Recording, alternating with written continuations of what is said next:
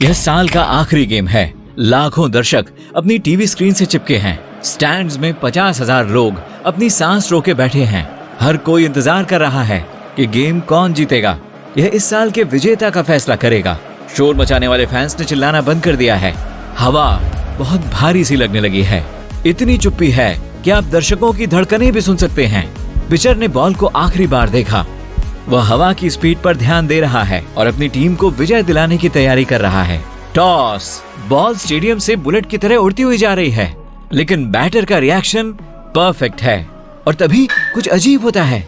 Impact energy ball को light की speed वाली रफ्तार दे देती है। ठीक है, अब रुकते हैं, मैं इसे समझाता हूँ। इस यूनिवर्स में कोई भी चीज अगर मास वाली है तो वह लाइट की स्पीड तक नहीं पहुंच सकती। कोई इंसान, कार, रॉकेट, यहाँ तक कि कॉमेट के लिए भी यह स्पीड पहुंच से बाहर है। आइंस्टाइन की रिलेटिविटी की जनरल थियोरी के मुताबिक जब कोई ऑब्जेक्ट मूव करता है तो उसका साइज कम हो जाता है और उसका मास बढ़ जाता है। अगर कोई एरोप्लेन लाइट की स्पीड जितनी रफ्तार पकड़ता है तो उसका मास अनंत हो जाएगा और उसकी लंबाई 0 हो जाएगी। यह नामुमकिन है, लेकिन नियमों का पालन करना तो बोरिंग होता है, चाहे वे फिजिक्स के लॉज ही क्यों ना हो। मुझे यकीन है कि आइंस्टाइन को भी हमारा आइडिया अच्छा लगेगा। तो फिर हमारी बिना नियमों वाली दुनिया में बैटर बॉल को हिट करता है और वह 1,86,000 मील प्रति सेकंड की स्पीड पर उड़ जाती है। बॉल केवल 1 सेकंड में धरती के 7.5 चक्कर लगा लेगी। स्टेडियम में दर्शक, घास, एयर मॉलिक्यूल्स, आसपास मौजूद हर चीज जम गई। बस बॉल ही आगे बढ़ रही है। यह छोटी प्रोजेक्टाइल स्टेडियम से बाहर निकल गई, एटमॉस्फेयर को चीरती हुई स्पेस में चली जाती है। और सबसे खौफनाक चीज, बॉल पूरी स्पीड से इंटरनेशनल स्पेस स्टेशन से टकरा जाती है। स्टेशन के पास कोई मौका नहीं है। लाइट की स्पीड वाला कोई भी ऑब्जेक्ट अपने रास्ते में आने वाली किसी भी चीज को तबाह कर देगा। यह स्टोरी नामुमकिन है क्योंकि इस जोरदार हिट से बेसबॉल प्लेयर का बैट टूट चुका होगा। लेदर और रबर की छोटी सी बॉल स्टेडियम के सेंटर में एक फ्लैश पैदा करेगी जो सूर्य से ज्यादा चमकदार होगा। इस चमकदार रोशनी के बाद एक थर्मोन्यूक्लियर एक्सप्लोजन होगा। जब बैटर बॉल को लाइट की स्पीड से मारेगा तो शो की शुरुआत होगी। बॉल इतनी स्पीड से मूव करेगी कि एयर मॉलिक्यूल्स के पास इतना टाइम नहीं होगा कि इसके इर्द गिर्द उड़ सकें। एयर मॉलिक्यूल्स में मौजूद एटम्स बॉल को हिट करेंगे और उसके एटम्स के साथ मिक्स हो जाएंगे। गामा रेज पैदा हो जाएंगी, वे मॉलिक्यूल्स को तोड़ देंगी। बैटर के आसपास की हवा रेड हॉट प्लाज्मा में तब्दील हो जाएगी। एम्पायर और कैचर से भी चिढ़ने की जरूरत नहीं है। वोल्केनिक लावा में बेसबॉल खेल कर देखिए, यह सब नैनो सेकंड्स में होगा। 1 सेकंड में 1 अरब नैनो सेकंड्स होते हैं। लोगों की आंखों और दिमाग के पास यह पता लगाने का वक्त नहीं होगा कि उनके सामने क्या हो रहा है। बॉल छोटे छोटे टुकड़ों में टूट जाएगी। अब यह जलते हुए प्लाज्मा के बादल जैसी लगेगी। ये कार्बन, ऑक्सीजन, नाइट्रोजन और हाइड्रोजन है। स्टेडियम प्लाज्मा और एक्सरे से भर गया है। आसपास मीलों तक रेगिस्तान जैसा बन गया है। लैंडस्केप चंद्रमा या मंगल के सरफेस जैसा दिख रहा है।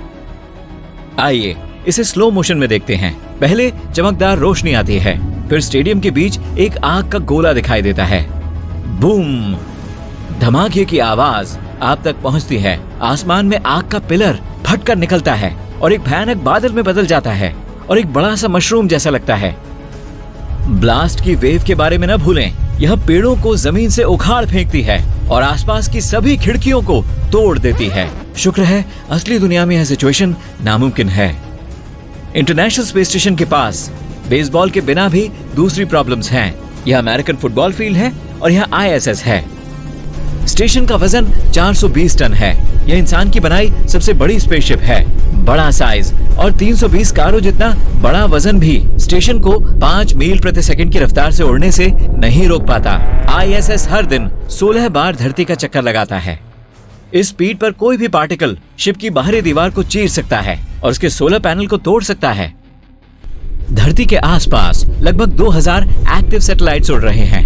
बाकी 3000 और भी हैं जो काम नहीं कर रहे, लेकिन स्पेस का अपना सफर जारी रखे हुए हैं। बस इतना ही नहीं, स्पेस में 0.5 इंच के छोटे 10 करोड़ टुकड़ों का कचरा भी है। वहां आपके स्मार्टफोन के साइज का या उससे बड़े 34,000 टुकड़े हैं। यहाँ तक कि एक छोटा सा टुकड़ा एस्ट्रोनॉट के सूट, इक्विपमेंट या ISS के बिना सुरक्षा वाले हिस्से को तबाह कर सकता है। जेट से 40 गुना स्पीड से उड़ता एक अकेला पेज एक खतरनाक प्रोजेक्टाइल बन सकता है, खासकर स्पेस में। फिर भी ISS सेफ है। इसकी पैडिंग इसे छोटे ऑब्जेक्ट्स की चोट से बचाती है।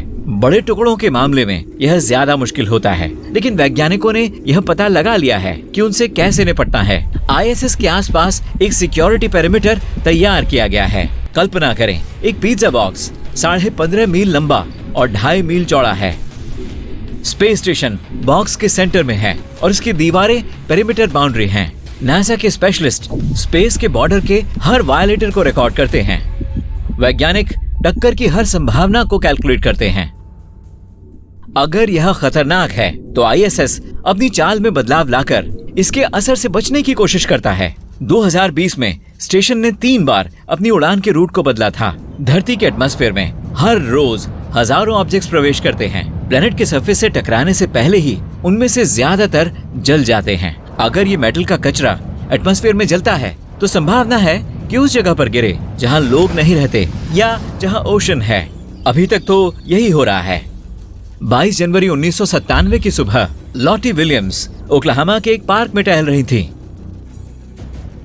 सूर्य निकलने ही वाला था। उन्होंने आग का एक गोला देखा। अचानक उन्हें महसूस हुआ कि किसी चीज ने उनके कंधे को छुआ है। यह हथेली के आकार का एक मेटल का टुकड़ा था।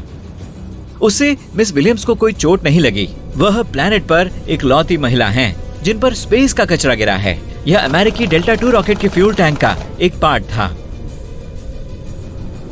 किसी स्पेस के कचरे के टुकड़े के आपके ऊपर गिरने की संभावना से ज्यादा संभव तो यह है कि आपके कमरे में एक बड़ा सा क्रैकेन घुसा आए।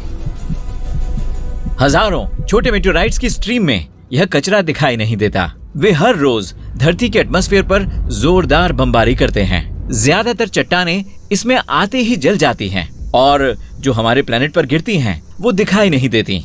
किसी मेटेओराइट से टक्कर की एक कंफर्म नजदीकी घटना एन हॉजेस के साथ हुई थी। 1954 में स्पेस से आई चट्टान ने एक घर की छत को तोड़ डाला और नीचे बैठी महिला की जांघ पर जा गिरा। मेटेओराइट की वजह से छत में छेद हो गया और मिस हॉजेस के पैर पर चोट आई। आइए कल्पना करते हैं कि तब क्या होगा अगर एक बोलिंग बॉल के आकार और वजन वाला ऑब्जेक्ट हमारे प्लेनेट की तरफ आता है। स्वाभाविक है, लाइट की स्पीड से 2 सेकंड में हमारा स्पेस ऑब्जेक्ट चंद्रमा से धरती की दूरी तय कर लेगा। बॉल क्रैक हो जाएगी, लेकिन इसके पास थर्मोन्यूक्लियर फ्यूजन स्टार्ट करने का टाइम होगा। यह प्रोसेस एक्सरे छोड़ेगा और एटमॉस्फेयर को प्लाज्मा बबल में ट्रांसफॉर्म कर देगा। यह लगातार फैलता जाएगा। धरती की सतह पर स्पेस के कचरे के इम्पैक्ट का कोई पॉइंट नहीं होगा। इसके पास लैंड करने का टाइम नहीं होगा, लेकिन फिर भी यह काफी नुकसान पहुंचा देगा। एटमॉस्फेयर में बहुत बड़ा धमाका होगा। इससे पैदा होने वाली प्रलय प्लेनेट के हिस्से को बिना जीवन वाले रेगिस्तान में बदल देगी और धरती के क्रस्ट वाले हिस्से में तबाही कर देगी। सरफेस पर आग, भूकंप, सुनामी और ज्वालामुखी के विस्फोट शुरू हो जाएंगे। सूर्य हमारे सोलर सिस्टम में लाइट का मेन सोर्स है। हमारे स्टार से लाइट प्लूटो तक 5 घंटे और 50 मिनट में पहुंचती है। मर्क्यूरी बस 3 मिनट और 20 सेकंड दूर है। जहां तक धरती की बात है, यह 8 मिनट और 20 सेकंड की दूरी पर है। अगर कल हम मंगल पर एक स्पेसक्राफ्ट भेजते हैं तो यह 7 महीने में अपनी मंजिल तक पहुंचेगा। लाइट की स्पीड से चलने वाला एक रॉकेट यह काम 3 मिनट में कर देगा।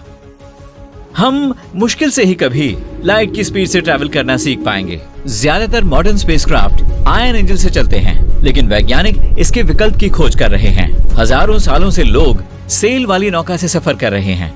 आज यह तकनीक फिर से काम कर सकती है। इंजीनियर्स स्पेस में सेल का इस्तेमाल करने का सुझाव दे रहे हैं। उन्होंने इससे सोलर विंड को पकड़ने का सुझाव दिया है। स्पेसक्राफ्ट पर एक सेल लगाई जाएगी और लाइट के फोटोन इसे हिट करेंगे। इससे प्रेशर पैदा होगा जो ऑब्जेक्ट को आगे की तरफ धकेलेगा। अब तक का सबसे अजीब आइडिया ये है कि एक external pulsed plasma promotion engine तैयार किया जाए। इसका प्रिंसिपल स्पेसक्राफ्ट के पीछे हजारों न्यूक्लियर चार्जेस को डिटोनेट करना है। उसकी शॉकवेव से शिप आगे की तरफ उड़ान भरेगी। थैंक्स पर नो थैंक्स। स्पेस में ट्रैवल करने का सबसे साई-फाई तरीका एक वार्प ड्राइव का इस्तेमाल करना है। इस मामले में हम लाइट की स्पीड से भी तेज उड़ान भर सकेंगे, लेकिन सबसे पहले जरूरी है कि हम एक ऐसा इंजन बना सकें जो स्पेस टाइम का स्वरूप बिगाड़ दे और इसे हम स्पेस ट्रैवल के लिए इस्तेमाल कर सकें। अभी यह टेक्नोलॉजी सिर्फ फिल्मों और कॉमिक्स में ही पाई जा सकती है।